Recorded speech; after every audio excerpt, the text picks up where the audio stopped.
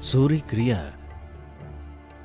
आपके सिस्टम को बाकी सौर मंडल के साथ तालमेल में लाने का एक अद्भुत प्रयास है। सूर्य नमस्कार मुख्य रूप से मणिपुर चक्र को सक्रिय करता है।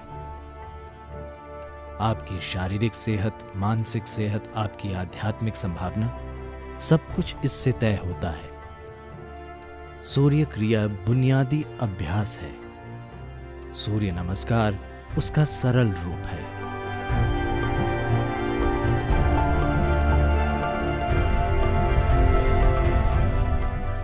हठ शब्द में ह यानी सूर्य, ठ यानी चांद। सूर्य और चांद के बिना कोई हठ योग नहीं होता। तो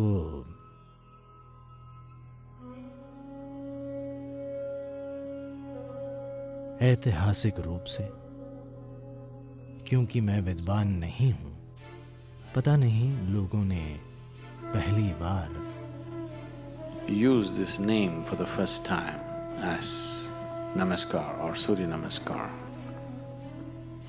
कब सूर्य नमस्कार नाम का इस्तेमाल किया था, पर अलग अलग जगहों में यह अभ्यास अलग अलग तरह से सिखाया जाता है। मैं गलतियां नहीं बता रहा, मैं कह रहा हूं। इसे अलग अलग जगहों में अलग अलग वजहों से जानबूझकर अलग अलग तरीकों से सिखाया जाता है। आश्रम में मुझे लगता है लोग 4 अलग अलग तरह के सूर्य नमस्कार का अभ्यास करते हैं।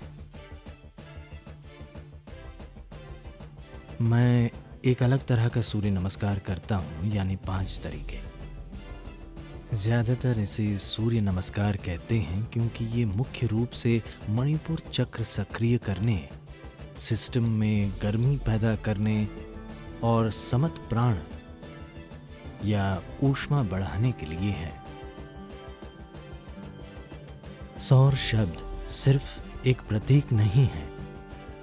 मैं चाहता हूं आप ये समझें कि धरती पर आप जो भी गर्मी महसूस करते हैं वो वाकई सूर्य से आती है, जो कई तरीकों से इकट्ठी और मुक्त होती है।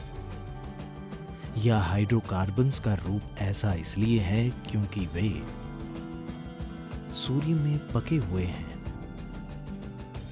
अगर आप एक लकड़ी का टुकड़ा जलाते हैं तो सिर्फ सौर ऊर्जा बाहर आती है।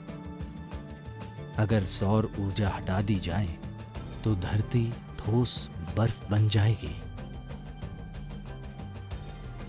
शोध से पता चला है कि 18 घंटों के समय में सारे समुद्र बर्फ बन जाएंगे। अगर सूर्य अभी गायब हो जाए तो परसों सुबह तक सब कुछ ठोस बर्फ होगा, कुछ भी तरल या लिक्विड नहीं बचेगा। तो सब कुछ सौर ऊर्जा से चलता है। शायद आप सोचें कि हम थर्मल या गैस से पावर पैदा कर रहे हैं। नहीं, सब कुछ सौर ऊर्जा से हो रहा है। मुझे ये पक्का तो नहीं पता, मैं इसकी बारीकियां जानना चाहूंगा, पर अकेला उपवाद शायद अणु का टूटना हो सकता है। ये सौर नहीं है और तभी इसे सबसे प्रभावी और खतरनाक माना जाता है क्योंकि उसमें इस सिस्टम के सामान्य ऊर्जा भंडार का उपयोग नहीं किया जाता जो कि सूर्य है। So when we activate the sun in the system, the body begins to glow and shine. जब हम सिस्टम में सूर्य को सक्रिय कर देते हैं तब शरीर दमकने लगता है। अगर आपको कुछ ऐसी समस्याएं हैं जो आमतौर पर सिस्टम में ज़्यादा बलगम के रूप में प्रकट होती हैं, सिर्फ नाक में ही नहीं हर जगह बलगम बढ़ सकता है। जो व्यक्ति सूर्य नमस्कार करता है उसके ग्लैंड से निकलने वाले स्राव और बलगम के स्तर बहुत आसानी से संतुलित और ठीक रहते हैं। इससे सिर्फ शारीरिक सेहत ही नहीं, कई चीज़ें तय होती हैं। आपकी शारीरिक सेहत, मानसिक सेहत, आध्यात्मिक संभावना सब कुछ इसी से तय होता है कि आप में कितनी सौर ऊर्जा या कहें कि आपकी ग्रंथियों से निकलने वाले स्राव कितने संतुलित हैं। अगर ग्रंथि स्राव थोड़े भी असंतुलित हों तो यहाँ बैठकर सुनना भी बहुत मुश्किल होगा। ध्यान या कुछ और करना तो दूर की बात है। आपको अजीब महसूस होगा क्योंकि केमिस्ट्री कमज़ोर हो जाएगी। तो इसे संतुलित करने के लिए ये सबसे सरल और प्रभावी साधना है। जब हम हठ योगा स्कूल शुरू करेंगे तब हम एक खास तरह का सूर्य संबंधी अभ्यास सिखाएंगे।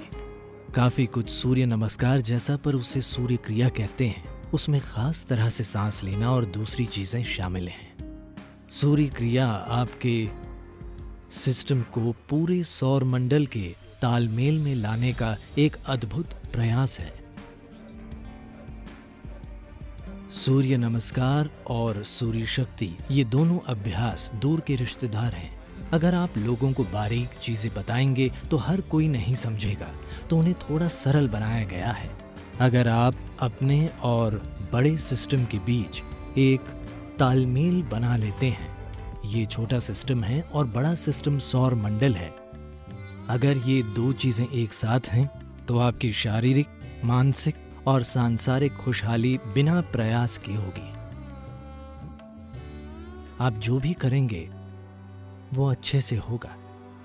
सूर्य क्रिया बुनियादी अभ्यास है। सूर्य नमस्कार उसका सरल रूप है।